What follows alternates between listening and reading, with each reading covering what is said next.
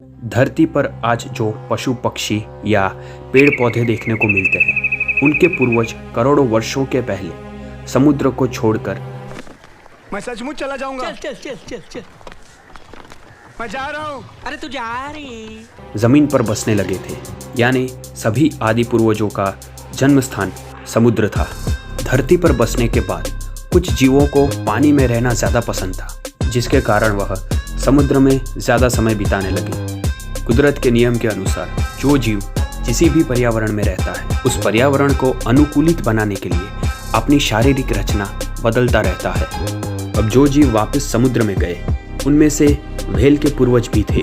उन्होंने ज्यादा से ज्यादा समय समुद्र में बिताना चाहा, जिनके कारण उनके अगले पैर समुद्र में तैरने के लिए पंख में रूपांतरित हो गए। उनकी मोटी पूंछ का आकार भी बदल गया, जिससे वह तैरने के काम आ सके। सबसे बड़ा बदलाव तो यह आया कि उसका कद बहुत बढ़ा, इतना बढ़ा कि धरती पर तो कभी भी संभव नहीं था। इसके पीछे का कारण था समुद्र के पानी का उत्प्लावक बल, जिसके कारण व्हेल को खुद का भार नहीं सहना पड़ता। सबसे बड़ी ब्लू व्हेल, जिनका वजन 180 मैट्रिक टन यानी 1,80,000 किलो तक हो सकता है, बाप रे! लगभग 40 अफ्रीकी हाथी जितना। तो एक बात तो पक्की, अगर व्हेल समुद्र तट पर आई तो वह तड़प तड़प कर मर जाएगी। लेकिन क्यों? व्हेल तो स्तनधारी जीव है और वह समुद्र की सतह पर आकर सांस लेती है, तो उसे तो समुद्र के तट पर जीना चाहिए, तो वो मर क्यों जाती है? वह इसलिए क्योंकि धरती पर गुरुत्वाकर्षण बल ज़्यादा होता है और उत्प्लावक बल धरती पर काम नहीं आता। उसके वजन के कारण उसके फेफड़े इतने दब जाते हैं कि वह सांस नहीं ले पाती। इसके अलावा उसके बहुत सारे अंग पिचक जाते हैं और उसकी हड्डियां चूर चूर हो जाती है। बहुत ज़्यादा खून बहने के कारण अंत में व्हेल मर जाएगी। कुछ व्हेल के किस्सों में तो उनका पूरा झुंड समुद्र के तट पर आ जाता है और वह बहुत दर्दनाक तरीके से मर जाती है। क्या ये व्हेल आत्महत्या करती है? बिल्कुल नहीं, वह इंसान नहीं है। व्हेल मुख्य दो प्रकार की होती है, एक बलिन व्हेल्स और दूसरी टूथड व्हेल्स। बलिन व्हेल्स के मुंह में दांत नहीं होते, उनके मुंह में कंघी की आरी जैसी छोटी छोटी रचना होती है। Blue whale, fin whale, humpback whale, minke whale, grey whale, ये सब बलिन व्हेल्स हैं जिनमें दांत नहीं होते।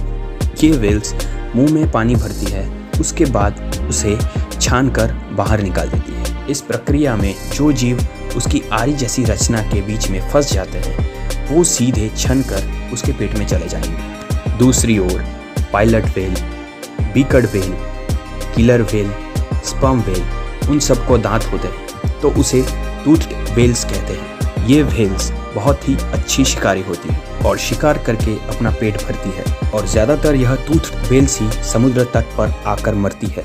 और इन सब में तो पायलट व्हेल के किस्से अनगिनत हैं। 1918 में न्यूजीलैंड के चेथम द्वीप के किनारे 1000 पायलट व्हेल आकर फंस गई और वहीं मर गई। 2017 में न्यूजीलैंड का एक और द्वीप का किनारा 656 पायलट व्हेल के लिए शमशान घाट बन गया। कभी कभी स्पर्म व्हेल भी इसी तरह से मरती है। दुनिया के सभी समुद्र तटों पर व्हेल को लेकर ऐसी दर्दनाक घटनाएं बनती ही रहती है। आखिर ऐसा क्यों होता है? इसके पीछे का कारण अभी तक तो जीव विज्ञानी भी नहीं जानते। टूथड व्हेल्स भी चमगादड़ों के जैसे अल्ट्रासोनिक साउंड वेव्स यानी पराश्राव्य ध्वनि तरंग उत्पन्न करते हैं। व्हेल और चमगादड़ ये दोनों स्तनधारी जीवों के पास अपनी आंखें होती है, वह दिन में और रात में अच्छे से देख पाते हैं। चमगादड़ भी अंधे नहीं होते। ये सब क्या देखना पड़ रहा है? चमगादड़ निशाचर प्राणी है, यानी वो रात में सबसे ज्यादा एक्टिव होते हैं। इसी कारण वह दिन में आपको सोते या लटके हुए ही दिखेंगे। तो ये व्हेल और चमगादड़ आंखें होते हुए भी अल्ट्रासोनिक वेव्स का इस्तेमाल क्यों करते हैं? वह इसलिए कि अल्ट्रासोनिक वेव्स अंधेरे में भी बारीक से बारीक गतिविधियों का अंदाज़ा लगाकर वह इंफॉर्मेशन उनको पहुंचा सकती है जो आंखें नहीं देख सकती। यानी कि शिकार कितना बड़ा है, कितना छोटा है, शिकारी कितना बड़ा है, कितना दूर है, कौन सी चीज़ उनके रास्ते में आ रही है, वह कितनी बड़ी है, और भी बहुत कुछ। अब ये टूथड व्हेल्स अल्ट्रासोनिक साउंड वेव्स निकालती है। ये वेव्स किसी समुद्री पहाड़ या आइसबर्ग से जाकर टकराएगी और वापस परावर्तित होगी यानी रिफ्लेक्ट होगी। अभी ये परावर्तित वेव्स व्हेल रिसीव करती है। अब उसे पता चल जाता है कि आगे बढ़ना चाहिए या नहीं। अब समुद्र का तट तो ढलान वाला होता है, जिसके कारण व्हेल द्वारा निकले गए अल्ट्रासोनिक साउंड वेव्स समुद्र के ढलान को टकराकर सीधे ऊपर की ओर चले जाएंगे, जिससे व्हेल को लगेगा कि आगे किसी भी प्रकार की कोई बाधा नहीं है और व्हेल आगे तट की ओर बढ़ती जाएगी। अब अगर उस समय समुद्र में भाटा आया यानी लो टाइड आई तो व्हेल का काम तमाम। अब लो टाइड से बचने के कारण व्हेल अपने आप को समुद्र के तल पर ले जाने का प्रयास करती है, जिसके कारण वह और मुश्किल में पड़ जाती है।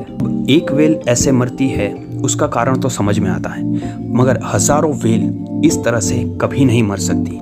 इसके पीछे का कारण कुछ और ही है और वो अभी तक किसी को नहीं पता। इस चैनल से जुड़े रहने के लिए धन्यवाद। अगर आपको यह कारण पता हो तो आप कमेंट में ज़रूर लिखिएगा।